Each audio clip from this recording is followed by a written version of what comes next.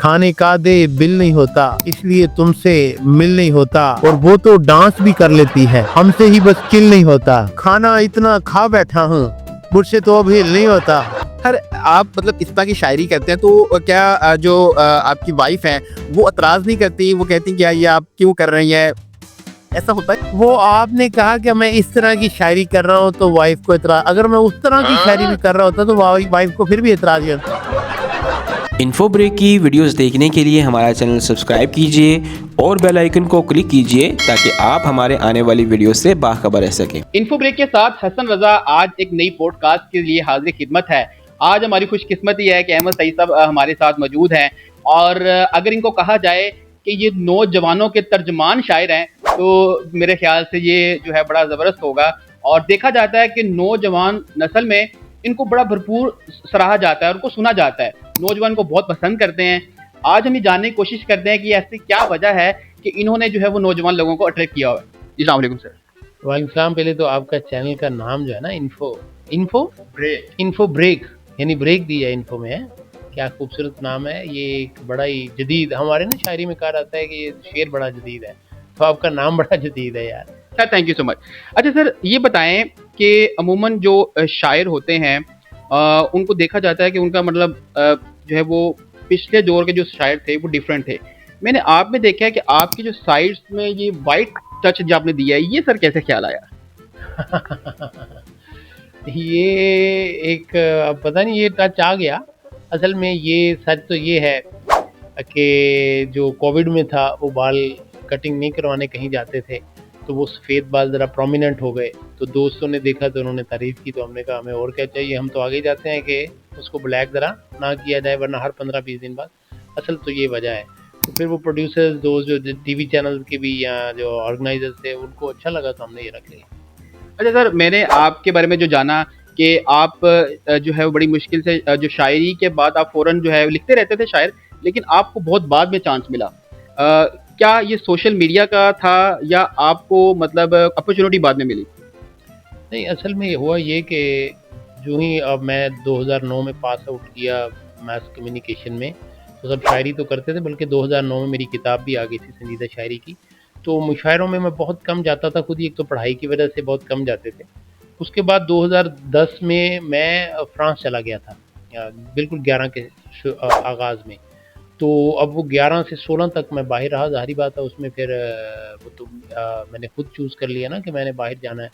تو جب آپ اپنے ملک سے کٹ جائیں تو پھر وہاں پہ تو مجھے 1-2 مشاعرے ملے جو اپنے ملک میں یہ اردو کا مطلب آپ کا یہ سارا جس طرح یہاں پہ آپ کو پذیرائی مل سکتی ہے, جس طرح آپ کو یہاں پہ مواقع مل سکتے ہیں, وہ وہاں پہ تو نہیں ملنے تھے. تو 2016 میں واپس آیا تو مجھے یہاں مشاعرے ملنے لگ پڑے, اور میں سمجھتا ہوں سینئرز نے, اور یہ ماننا چاہیے کہ سینئر شعراء کرام نے اس میں بڑی میری ہیلپ کی, مجھے مشاعرے جو ہے وہاں پہ انٹروڈیوس بھی کرایا.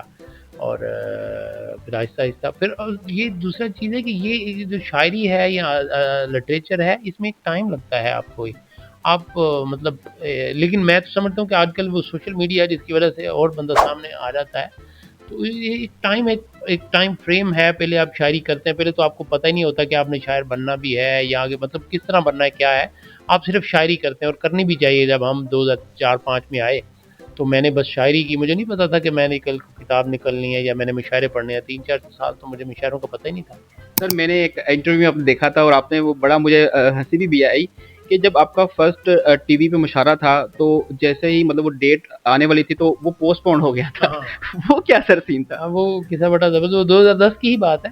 کوئی ایک بڑا مشاعرہ ملا, اس سے پہلے تو اپنے شہر میں 1-2 مشاعرے پڑے تھے. تو 2010 میں مجھے ایک مشاعرہ مزاح کا مشاعرہ ملا جو کہ لاہور میں تھا. تو اس کی صدارت عطاء اللہ قاسمی صاحب کر رہے تھے, باقی شعراء کرام ڈاکٹر انعام الحق, جاوید صاحب, ذات فقری, سلمان گیلانی, یہ سب تشریف لا رہے تھے. تو میرے لیے ظاہری بات ہے ایک پہلا مشاعرہ اتنے سارے سینئر شعراء کرام کے ساتھ, تو میں اس کی بڑی تیاری کر لی. اس ٹائم میرے پاس 8-9 غزلیں میں لکھ چکا تھا مزاح کی, سنجیدہ تو کافی کچھ لکھا ہوا تھا. تو ایک مشاعرے کے لیے کافی تھی, ایک نئے شاعر کے لیے تو خاص طور پہ. تو وہ جس دن میں نے وہ ٹکٹ بھی خرید لی تھی اس کی, تو وہ جب میں گھر سے نکلنے لگا تو ان کی مجھے وہ آرگنائزر جو تھے ان کی مجھے کال آئی. وہ اسٹوڈنٹس تھے کسی یونیورسٹی میری یاد نہیں رہی, तो उन्होंने कहा जी ये पोस्टपोन हो गया है। तो मेरे मानने में नहीं आ रहा था कि ऐसे कैसे हो सकता है, मुझे पता नहीं था कि मुशायरे पोस्टपोन भी हो रहे हैं। तो मैं उसे बाबर कहा था कि नहीं नहीं ऐसी बात है, मैंने टिकट ले लिया है तो अब मैं आ रहा हूँ। वो मुझे कह रहा है कि पोस्टपोन हो गया। तो मैंने उसे कहा कि भाई मैंने टिकट ले ली हुई है। तो खैर वो इस तरह एक मजाक, तो उसने मुझे बताया, कायल किया, तो हम कायल हो गए। अच्छा सर, पहले दौर के जो मज़ा था और शायरी जो होती थी और आजकल के दौर की जो शायरी है, इस पे कोई डिफरेंस नज़र आया आपको? नहीं, कोई डिफरेंस नहीं है। वक्त और हालात जो है वो बदलते रहते हैं। और उस दौर में फेसबुक नहीं था, टिकटॉक नहीं था, तो आजकल लोग टिकटॉक का लफ्ज़ भी इस्तेमाल कर लेते हैं, मोबाइल का लफ्ज़ भी इस्तेमाल करते हैं, उस दौर में नहीं था।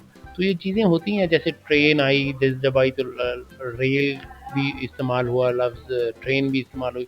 तो अल्फाज का ही है इस्तेमाल, उसको किस अंदाज से, किस खूबसूरत अंदाज से आप बयान करते हैं, बस इतना सही है। और मेरा ख्याल कुछ खास। अच्छा सर, आपको फील हुआ हो कि ये मेरा बेस्ट ऑफ द बेस्ट जो है वो गज़ल है या शेर है, ऐसा कोई आपने लिखा और आप उसको बार बार चाहें कि मैं इसको सुनाऊं, या कभी तन्हाई में हो तो आप अपना शेर को सुनना चाहें, तो कौन सा होगा सर? मैं सारी अपनी गुनगुनाता। चले फिर सर, कोई आप एक अच्छा सा सुनाए जो मतलब आपको बहुत अट्रैक्ट करता हो। क्योंकि अगर आप मेरे पसंदीदा पे चले गए तो मैं इधर कुछ 36 का सुना देनी है आपको ऐसे। तो ये 2-3 शेर के ताज़ा कलाम। वो दोस्त तुम्हारी है, हमारी तो नहीं है। वो दोस्त तुम्हारी है, हमारी तो नहीं है। ऐसा है तो फिर ये कोई यारी तो नहीं है। वो दोस्त तुम्हारी है, हमारी तो नहीं है।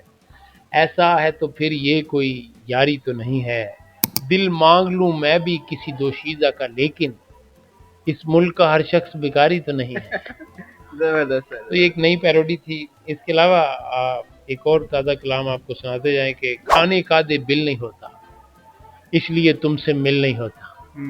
खाने का दे बिल नहीं होता, इसलिए तुमसे मिल नहीं होता। और वो तो डांस भी कर लेती है, हमसे ही बस चिल नहीं होता। वो तो डांस भी कर लेती है, हमसे ही बस चिल नहीं होता। खाना इतना खा बैठा हूँ, मुझसे तो अब हिल नहीं होता। खाना इतना खा बैठा हूँ, मुझसे तो अब हिल नहीं होता। और 2-3 शेर और फिर इजाजत के। यहाँ दुश्वार है हर काम का आसान होना। दोबारा। यहाँ दुश्वार है हर काम का आसान होना, जैसे वर्जिश में है मुश्किल जरा तांठा होना। और ये मेरी कौम तो हारन पे लगी बैठी है, हर तरफ लाज़िम मलजूम यहाँ पापा होना। सर, आप मतलब इस तरह की शायरी करते हैं तो क्या जो आपकी वाइफ है वो एतराज़ नहीं करती? वो कहती हैं कि यार ये आप क्यों कर रही हैं? वो ऐसा होता नहीं है सर? वो आपने कहा कि मैं इस तरह की शायरी कर रहा हूँ तो वाइफ को एतराज, अगर मैं उस तरह की शायरी भी कर रहा होता तो वाइफ को फिर भी एतराज करता। अब आप ये शायरी नहीं भी कर रहे तो आपकी वाइफ को भी किसी न किसी बात पे आप एतराज तो हो गए भाई। तो सर ये बताइएगा कि आप जो है वो फनी पोइट्री करते हैं, तो क्या कभी संजीदगी वाली पोइट्री भी की? बहुत सारी। मैंने तो आपको बताया ना कि मेरी पहली किताब ही संजीदा थी, तो उसके भी 2-3 उसकी सर कोई गजल एक मैं आपको सुना देता हूँ कि ऐ काश के मेरी राहों में बीते वो जमाने आ जाएं, मैं सामने उनके बैठा हूँ मेरे दोस्त पुराने आ जाएं। जो छोड़ गए तन्हा मुझको मैं गीत उन्हीं के गाता हूँ, किसी रोज वो मेरी राहों पे मेरा दिल ही दुखाने आ जाए। मेरी आंखें ओझल ओझल हैं, मेरे दिन भी बोझल बोझल हैं, मेरे सामने घर नहीं आ सकते मेरे ख्वाब चुराने आ जाएं। और एक बार जो दूरी हो जाए तो साथ वो चल भी सकते हैं, पर बात कहाँ वो रहती है वो लाख मनाने आ जाए।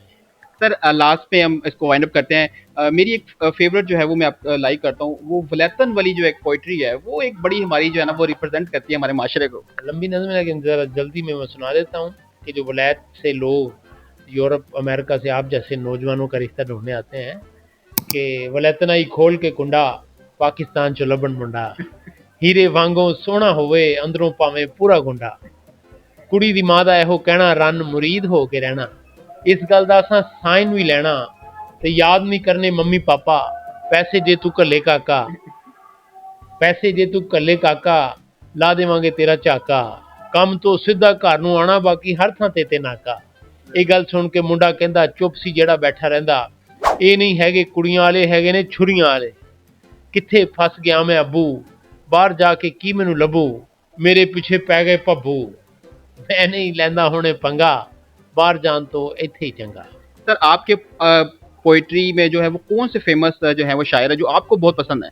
अब बहुत से हैं, उसमें मिज़ाम में अनवर मसूद साहब हैं, ज़ाहद फ़खरी साहब हैं, खालिद मसूद साहब हैं, और संजीदा शायरी में अगर आप कहें तो फिर जॉन साहब हैं, अहमद फराज हैं, फैज़ साहब हैं, फिर इकबाल हैं।